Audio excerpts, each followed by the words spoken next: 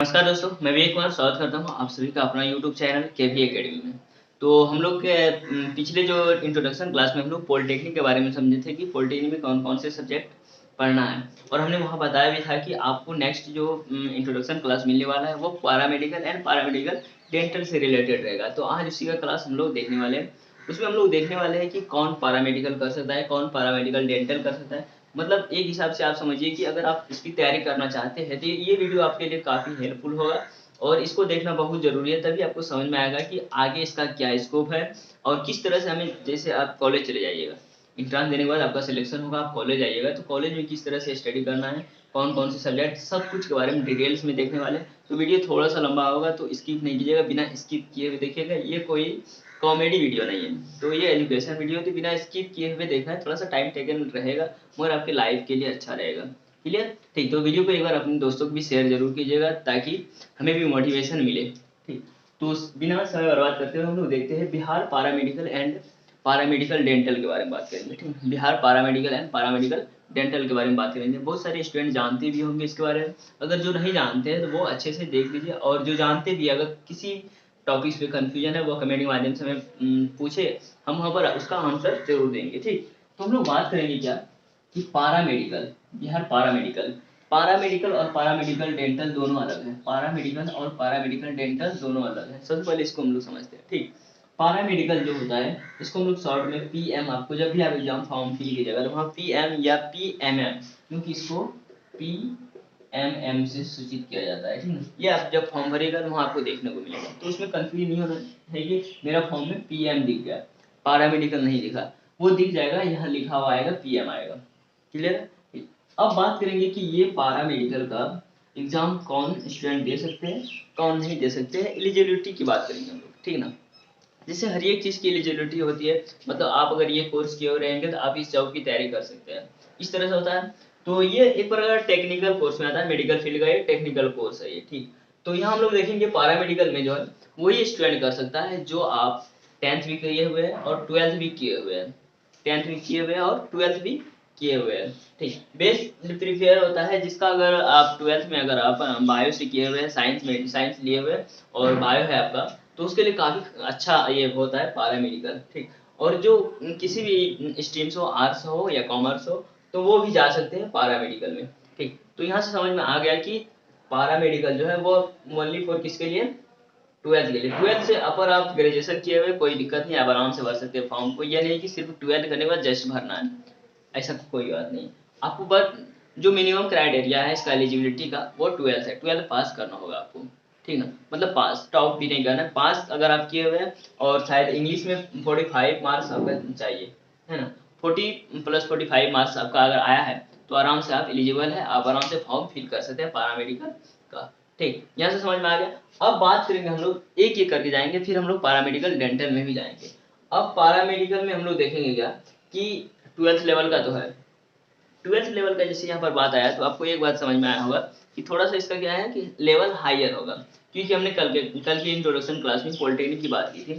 Polytechnic में क्या होता है, पॉलिटेक्निक 10th लेवल है, मतलब आप 10th किए तो आप उसका फॉर्म फिल कर सकते हैं, 12th करने के बाद भी कर सकते हैं, ग्रेजुएशन करने के बाद भी कर सकते हैं, मगर मिनिमम जो क्राइटेरिया है उसका क्या है, 10th है।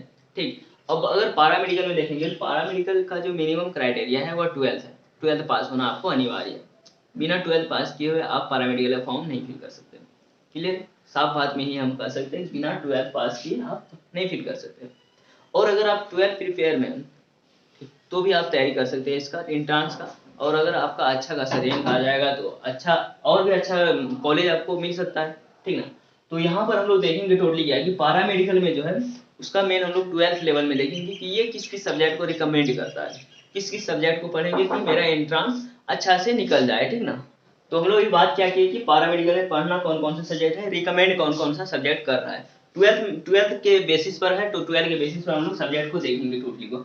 इतना समझ में आ गया होगा कि ये 12th करने के बाद ही आप इसका फॉर्म फिल कर सकते हैं। ठीक, तो अब हम लोग चलते क्या थोड़ा सा सब्जेक्ट को रिकमेंड जो कर रहा है ये पैरामेडिकल, किस सब्जेक्ट से आपका एंट्रेंस में जो आपका क्वेश्चन आ रहा है उसके बारे में थोड़ा सा जानना है।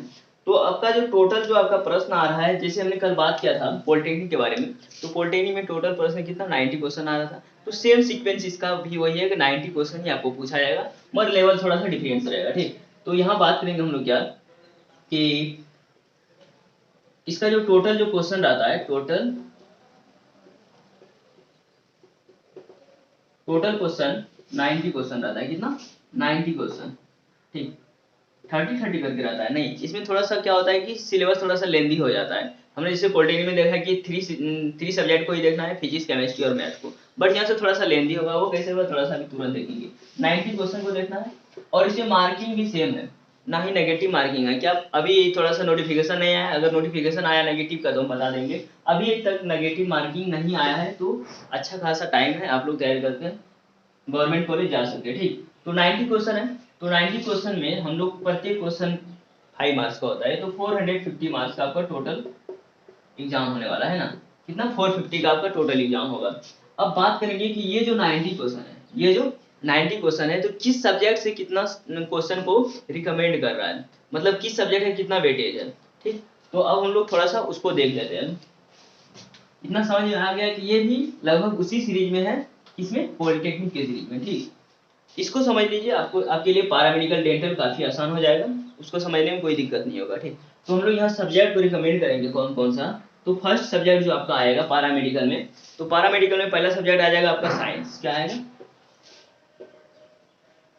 साइंस जैसे ही बोले आपको समझ में आना चाहिए। फिजिक्स का बात हो रहा है, केमिस्ट्री का और बायोलॉजी का, है ना, बायो, ये तीनों रिकमेंड कर रहा है साइंस को, ठीक। अब इन तीनों को मिला करके कितना क्वेश्चन आ रहा है आपके पास? 25 क्वेश्चन आ रहा है। कितना आ रहा है? 25 क्वेश्चन आ रहा है, ठीक।